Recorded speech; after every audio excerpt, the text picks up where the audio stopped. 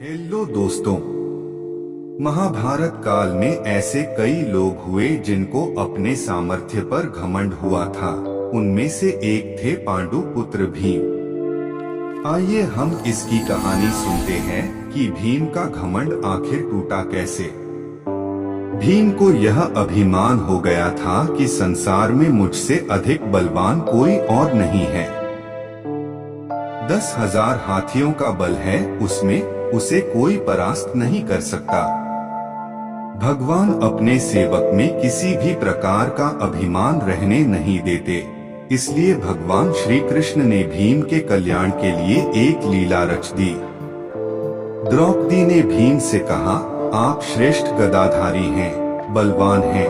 आप गंधमादन पर्वत से दिव्य वृक्ष के दिव्य पुष्प लाकर दें, मुझे अपनी वेणी में सजाने हैं। आप समर्थ हैं, ला सकते हैं। भीम द्रौपदी के आग्रह को टाल नहीं सके। उसने गदा उठाई और गंधमादन पर्वत की ओर चल पड़े। किसी तनाव से मुक्त निडर भीम कभी गदा को एक कंधे पर रखते तो कभी दूसरे पर रखते। बेफिक्री से गंधमादन पर्वत की ओर जा रहे थे और सोच रहे थे कि दिव्य पुष्प लाकर द्रौपदी को दूंगा तो वह प्रसन्न हो जाएगी।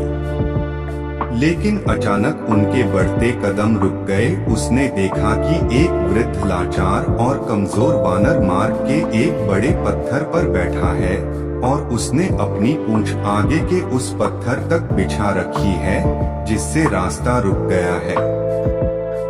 पूंछ हटाए बिना आगे नहीं बढ़ा जा सकता, अर्थात उस वानर ने अपनी पूंछ से मार्ग रोक रखा था और कोई भी बलवान व्यक्ति किसी को उल्लंघ कर मार्ग नहीं बनाता, बल्कि मार्ग की बाधा को हटाकर आगे बढ़ता है।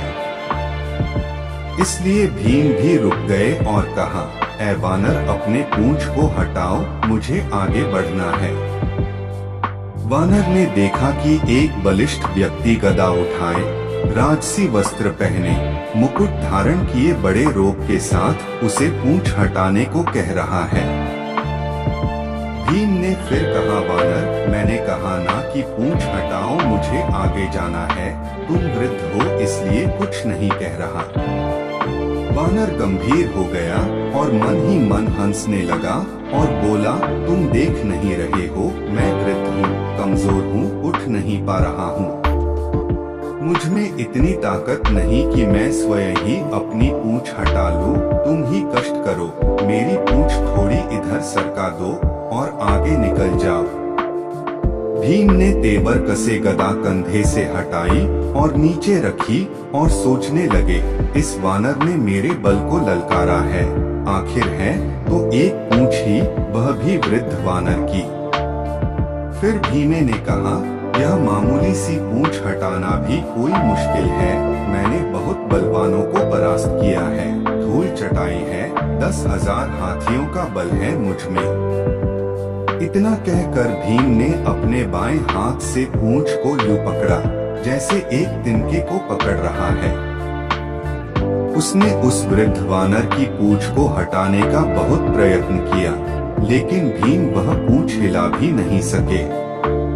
फिर उसने दाएं हाथ से पूंछ को हटाना चाहा, लेकिन दाएं हाथ से भी पूंछ तिल मात्र भी नहीं हिली। भीम ने वानर की तरफ देखा तो वानर मुस्कुरा रहा था। भीम को गुस्सा आ गया और भीम ने दोनों हाथों से भरपूर जोर लगाया, लेकिन हर बार भीम हताश हुआ। जिस पूंछ को भीम ने मामूली और कमजोर वानर की पूंछ समझा था, उसने उसके पसीने छुड़वा दिए थे और भीम थककर आश्चर्य होकर एक तरफ खड़ा हो गया और सोचने लगा, यह कोई मामूली वृद्ध वानर नहीं है, यह दिव्य व्यक्ति है और इसकी असीम शक्ति का मैं सामना नहीं कर पाऊंगा। भीम वाकई वृद्ध वानर के सामने कमजोर लगने लगा। भीम ने कहा, मैं आपको पहचान नहीं सका, जिसकी पूंछ को मैं उठा नहीं सका वह कोई मामूली वानर नहीं हो सकता।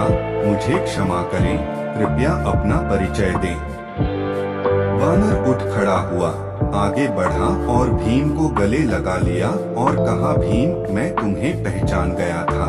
तुम वायुपुत्र हो, मैं पवन पुत्र हनुमान हूँ, श्री राम का सेवक। श्री राम का सेवक होने के सिवा मेरा कोई पहचान नहीं और उन्हीं के आदेश पर मैं इस मार्ग पर लेटा हूँ ताकि तुम्हें तुम्हारी असलियत बता दूं। रिश्ते से मैं तुम्हारा बड़ा भाई हूँ और इसीलिए बड़े भाई का कर्तव्य निभाते हुए प्रभु के आशीर्वाद से तुम्हें याद दिला रहा हूँ कि शक्ति का अभिमान न करो, क्योंकि यह ताकत और बल तुम्हारा नहीं है, भगवान ने ही इसे दिया है।